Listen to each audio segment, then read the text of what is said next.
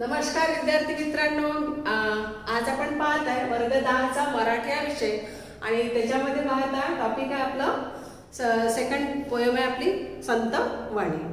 संत वाणी means क्या होता है? संत वाणी मीन्स होता है कि संतों के द्वारा लिखी गई या संतों के मुख कमल से निकली हुई वाणी को यानी शब्द को बोलते हैं संत वाणी। आया समझ में? संत वाणी मीन्स क्या होता है? तो संत वाणी मीन्स होता है कि संतों के द्वारा, संतों ने लिखा हुआ या संतों के द्वारा मुख कमल से निकली हुई वाणी, शब्द बोलना, उसको बोलते हैं संत वाणी। ओके, अब देखिएगा अंकिलामी दासुदा। पहली जो दो पार्ट है इसमें अ और आ। ओके, तो हम अभी पहला पार्ट ले रहे हैं हम, उसमें है अंकिलामी दास तुझा। अंकिला मीन्स क्या होता है? अंकिला मीन्स होता है कि शरण आया हुआ। मी मीन्स मैं, दास मीन्स सेवक, तुझा मीन्स आपका। ओके, तो ये जो पोएम है ये पोएम अंकिला में दास तुझा मीन्स क्या होता है कि मैं आपको शरण आया हुआ दास हूं। ओके, अब देखिएगा इसके बाद देखेंगे उसके कवि कौन है। तो कवि है संत नामदेव महाराज।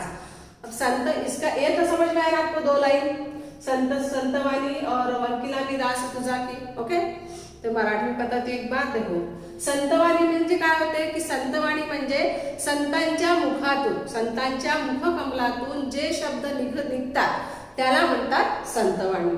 आणि आपली जी भारत भूमी आहे, आपली जी भारत भूमी आहे ही काय आहे? संतांची भूमी म्हणून ओळखल्या जाते। आणि आपली संस्कृती सुद्धा महान आहे। आपल्या संस्कृतीला इतर राष्ट्र आपल्या संस्कृतीला खूप महान समजतात, म्हणजे आपली संस्कृती सर्वात जास्त महान आहे, म्हणजे थोर आहे असं इतर राष्ट्र समजतात। ओके, आता तसंच आता आपल्या तुम्हाला माहित आहे भारत भूमीवर किती सारे संत होऊन गेले, किती सारे। त्याच्यामध्येच आता हे आपण एका संतांचा आपण आता इथे त्यांचा अभंग आपण इथे आता पाहणार आहे। तर त्याच्यामधले जे काय संत नामदेव महाराज, संत नामदेव महाराजांच्या बारेमध्ये बोलायचं झालं तर ते आताचं ते वारकरी संप्रदायातले आहे। आणि वारकरी संप्रदाय म्हणजे काय होते माहिती आहे?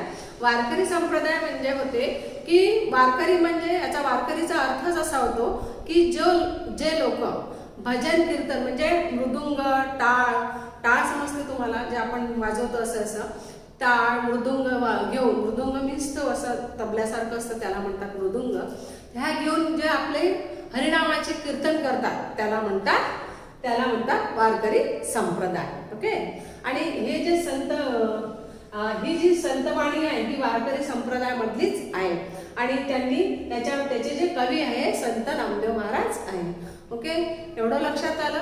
ओके, आता अपन इसके बाद हम देखेंगे, क्या देखेंगे कि संत नामदेव महाराज के बारे में देखेंगे हम कि संत नामदेव महाराज ने अपने जीवन काल में क्या क्या किया। ओके, ये संत नामदेव महाराज युग कब था? अभी से कम 600-700 साल के पहले की बात है ये। ओके, तब के गुरु मतलब तब के संत है ये, जब ज्ञानेश्वर महाराज, तुकाराम महाराज, एकनाथ महाराज, संत नामदेव, सावता माड़ी, ये सभी ही उसी युग के हैं वो। ओके, तब क्या था? एजुकेशन का कोई रोल नहीं था, एजुकेशन समझता नहीं था लोगों को, शिक्षा का कोई ये नहीं था। तो लोगों को अच्छे से उपदेश करना, लोगों के मन में अच्छे विचार डालना, इसीलिए ये संत महात्मा क्या करते थे? अपने भजन कीर्तन से लोगों को अच्छे मार्गों के लिए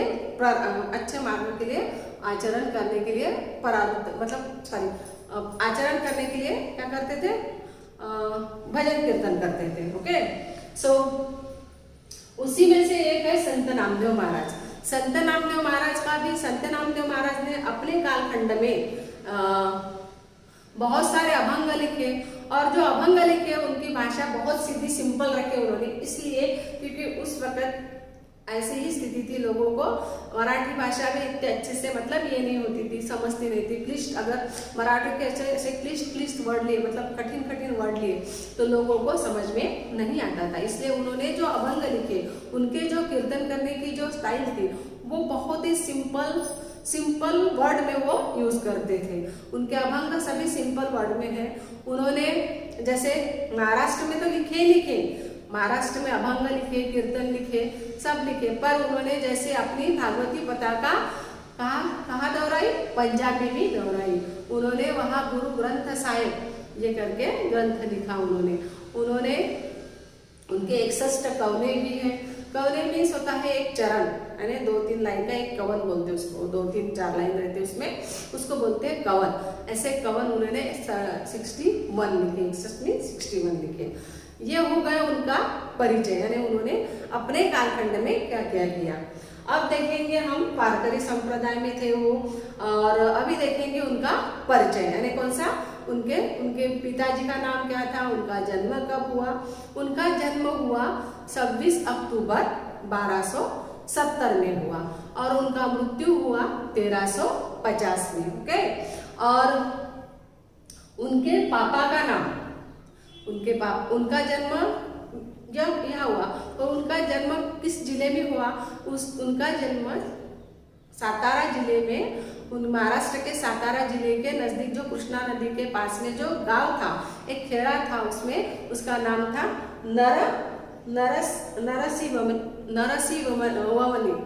नरसिंहवमनी, उसका खेड़े का एक गांव का नाम था उनका। वहाँ उनका जन्म हुआ। जन्म कब हुआ उनका, 16 अक्टूबर 1270 में। ओके, और उनके पापा का नाम था दामोदर सेठ, और उनके मम्मी का नाम था गोनाई देवी।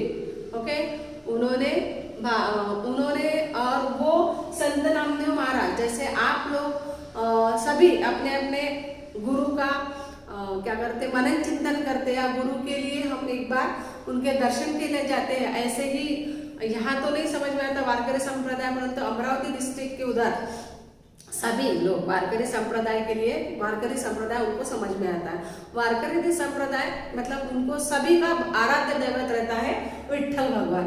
अब विठ्ठल भगवान किसको बोलते हैं, तो देखो जैसे गजानन महाराज शेगांव के गजानन महाराज, शिरडी के साईं बाबा, वैसे ही पंढरपुर के विठोबा है। और ये संत नामदेव महाराज के क्या थे, वो आराध्य दैवत थे। आराध्य दैवत मीन्स वो उनको सब कुछ मानते थे, अपना आराध्य दैवत मानते थे उनको। ओके, यानी जो भी दुखड़ा है, जो भी उनके ऊपर आपत्ति आई, अच्छा हुआ, सब वो भगवान को बोलते थे। ऐसी ही ये जो पोएम ली है उन्होंने, ये जो संतवाणी है आज की, ये पोएम में भी वही बताया है कि वो संत नामदेव महाराज अपने विठ्ठल महाराज को, मीन्स विठ्ठल महाराज को माऊली बोलते थे, मतलब आई की गुमा दे के उन्होंने, जैसे यहाँ पे ये पोएम में दृष्टांत दे के उन्होंने ये पोएम लिखी है। ओके, यहाँ तक समझ में आपको संत नामदेव महाराज कौन थे, उनके पापा का नाम क्या था, उनके मम्मी का नाम क्या था, वो कब जन्म हुआ उनका, किस जिले में हुआ, किस गांव में हुआ, ये सब बताई मैंने। ओके, सो अभी देखेंगे हम एक बार मराठी में। Okay, so listen carefully here. देखो, संत नामदेव महाराजांना काय म्हणतात, वारकरी संप्रदाय म्हणतात। मी तुम्हाला याच्या आधीच सांगितलं वारकरी संप्रदाय म्हणजे काय होतात, की जे लोक वारकरी संप्रदाय म्हणजे जे लोक भजन कीर्तन करून लोकांना उपदेश करतात किंवा आपलं देवाचं मनन चिंतन करतात, त्याला म्हणतात वारकरी संप्रदाय। आणि दिंडा पताका घेतात ते छान। आणि बघा ह्या ज्या पोएममध्ये विठ्ठलाला ते उद्देशून म्हटलेले जाते, विठ्ठलाला ते आराध्य दैवत म्हणतात ना संत नामदेव महाराज। आणि संत नामदेव महाराज विठोबाला आराध्य दैवत मानतात। आराध्य दैवत असल्याचे आणि ती सर्व काही आपलं जे काही चांगले वाईट सर्व ते आपल्या देवाजवळ काय करतात, प्रार्थना करतात किंवा सांगतात त्यांना। ओके, त्याच्यानंतर आपण बघू।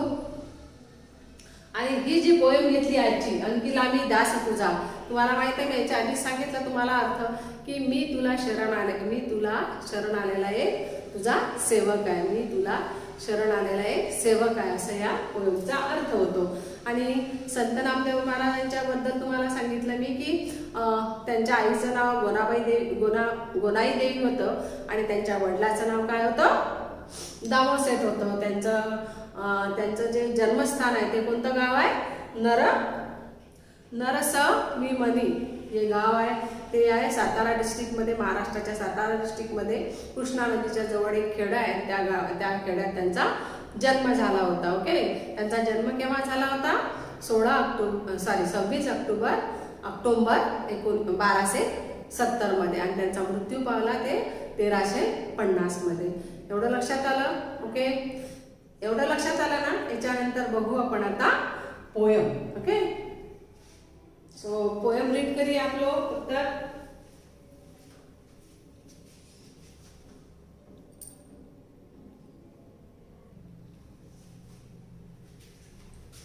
Okay, now listen. अभी आप देखें थे, इसके पहले मैंने आपको ये बताई थी कि इसको क्या मीनिंग बताई थी. अरे अंकिता मी शरण येणे.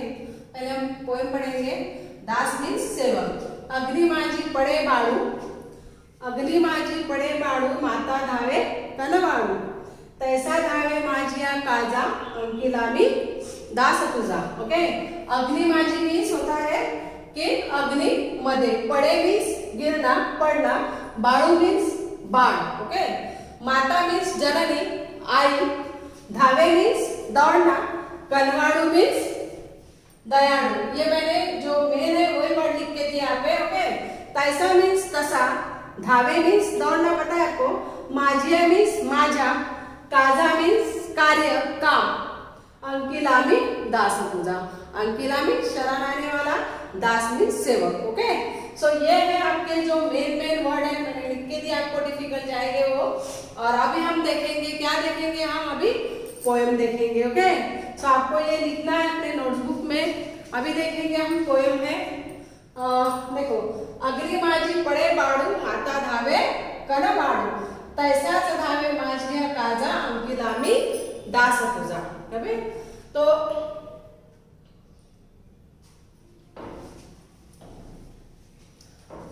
अग्नि माझी पडे बाळू, माता धावे कनवाड़ू. ओके, तो ये जो है अभी हम देख रहे हैं. देखिए, ओके, ये लिखे आपने. Okay, now listen. अभी हम देख रहे हैं पोएम में देखेंगे. ओके, अग्नि माझी मीन्स होता है कि अग्नि मध्ये पडे बाळू, माता धावे कनवाड़ू. जैसी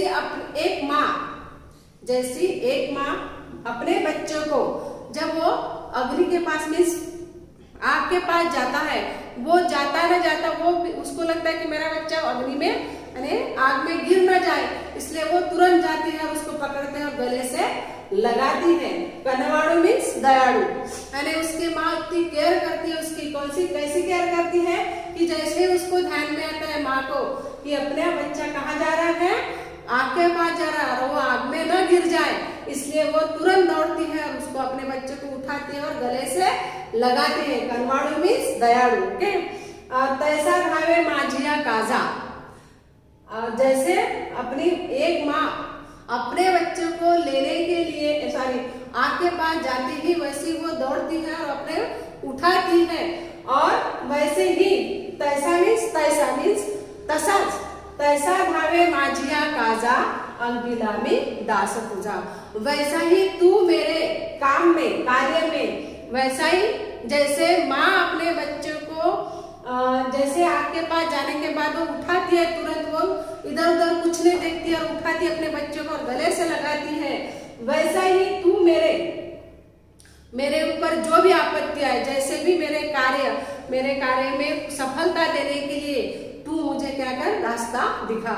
ऐसे संत नामदेव महाराज विठोबा महाराज को बोलते हैं, उद्देश्य करके बोलते हैं कि ऐसे जैसे माँ अपने बच्चों को आग के पास जाने से बचाती है, उठाती है, उसको नहीं गिरने देती, वैसे ही तू मुझे ऐसा ही मुझे क्या कर, ऐसा ही मुझे प्रेम कर, ऐसा ही मुझे दया दिखा कि मेरे काम में, मेरे कार्य में, जो भी मैं कार्य करूंगा, जो भी मैं काम करूंगा, उसमें तू क्या कर, मुझे ऐसा ही साथ दे, मुझे ऐसे ही साथ मुझे तेरी चाहिए. काजा मीन्स काम, माझिया मीन्स माझा, जैसा मैं काम करूंगा, जो भी मुझे मेरे इसमें जो कठिन प्रसंग आएगा या फिर मेरे ऊपर जो भी कुछ प्रॉब्लम आएगा, तो मुझे सॉल्व करने के लिए तू मुझे क्या दे, आधार दे, तू मुझे हेल्प कर, मुझे रास्ता दिखा, मुझे मेरे जो भी काम है उसमें तू मुझे सहायता कर. ये भगवान नामदेव महाराज, विठोबा महाराज को ये बोलते हैं कि जैसे माँ अपने बच्चों को केयर करती है, वैसे तू मेरी केयर कर। जैसे माँ अपने बच्चों को गिरने नहीं देती, आग के पास जाने नहीं देती, वैसे ही तुरंत उठाती है, वैसा ही तू मुझे क्या कर, मेरे इसमें जो भी आपत्ति आएगी तो मुझे वैसे ही आपत्ति से तू उठा ले, मुझे हेल्प कर ले। और क्योंकि मैं तुझे क्या हुआ हूँ, मैं तुझे शरण आया हुआ एक सेवक हूँ तेरा, एक सेवक हूँ, एक दास हूँ तेरा, इसलिए तू मुझे क्या कर, जैसे माँ अपने बच्चों की केयर करती है वैसी केयर तू मुझे कर, मुझे मेरी केयर तू कर। यानी संत नामदेव महाराज विठोबा महाराज को क्या बोलते हैं, विठोबा भगवान को क्या बोलते हैं कि आई के माँ के समान तू मुझे क्या कर, मेरी केयर कर, ऐसा वो अपने पोएम में बोलते हैं। आया समझ में? ओके, नाउ लिसन, अभी देखेंगे हम मराठी में। ओके, जसं एखादा आईला कोणत्याच मुलाविषयी सांगावं नाही लागत, लहान बाळाविषयी, त्याला भूक लागली का, त्याला तहान लागली का, त्याला हे झालं का, आईला कधीच ह्या गोष्टी सांगाव्या लागत नाही, तिला ते आपसुकच कळतं, म्हणजे तिला तेवढं हे होतं, म्हणजे कारण तिचं तेवढं प्रेम असते आपल्या मुलावर. तसंच संत नामदेव महाराज म्हणतात की जसं आईला नकळत सर्व काही कळतं, तसंच तू माझ्यावर नकळत माझ्यावर तशीच माया कर, आईसारखी प्रेमाची माया कर, असं संत नामदेव महाराज इथे म्हणतात. ओके, जसं ते बाळ धावून, म्हणजे बाळासाठी ती आगीजवळ गेलं की लगेच ती ओढते त्याला आणि आपल्या गळ्या म्हणजे छातीला लावते, तसंच ते म्हणते की तसंच तू माझं काय कर, तसंच माझं तू कोणत्याही प्रसंगात माझ्यासाठी तू धावून ये, माझ्यावर कोणतंही काम, कोणताही अगर अतिप्रसंग आला, कोणताही प्रसंग आला तर माझ्यावर तू धाव, माझ्या कार्यात तू काय कर, मला साथ दे, असं ते संत नामदेव महाराज विठ्ठल भगवानांना प्रार्थना करते. ओके, म्हणजे जसं पहा आता एखाद्या दिवशी आपल्याला जर ऍक्सिडेंट झाला तर आपण कसं देवा रे बापा रे असंच करतो की नाही करत, म्हणजे आपण सतत त्यांचं नामस्मरण करतो का, कारण आपल्याला एवढं वेदना होत असते त्याच्याने आपल्याला असं वाटते की आपलं चांगलं झालं पाहिजे बा, याच्यासाठी आपण त्याची काय करतो, आराधना करतो, त्याचे नामस्मरण करतो. तसंच तो म्हणते, संत नामदेव महाराज म्हणतो विठ्ठल माऊलीला की माझं जशी एक माता आपल्या आईचं, जशी एक माता आपल्या बाळाचं संरक्षण करते, अग्नीजवळ जाऊ नये देत, आगीजवळ जाऊ नये देत, जसं तिला वाटते माझं बाळ बळते की काय, तशी ती तुरंत म्हणजे त्याच्याकडे धावते आणि त्याला लवकर उचलते. तसंच तू माझ्या कामात न कळता तू माझ्या कामात काय कर, तसाच माझ्या कामात कार्यात तू मला हेल्प कर, तसंच मला तू म्हणजे चांगला हेल्प कर, चांगला मार्ग सांग, असं कारण का मी तुला काय आलेला आहे, मी तुला शरण आलेला एक काय दास आहे, मी तुझा सेवक आहे, असं ते संत नामदेव महाराज विठोबा महाराजांना विनवणी करते. एवढं समजलं? ओके, सो हम लोग अभी आप 4 लाइन का रीडिंग करिएगा, नहीं समझा वो चीज़ आप मुझे बताइएगा, एक बार नहीं 2-2 बार. ओके, नाउ लिसन, सभी को समझा? हाँ, आपको ओके, आपको भी समझा? ओके, सभी को समझा है. अगर मान लो किसी को कोई प्रॉब्लम आए तो आप मुझे बता दीजिएगा. ओके, ये जो पोएम्स है इसका रीड करिएगा. Okay, so bye bye, have a nice day.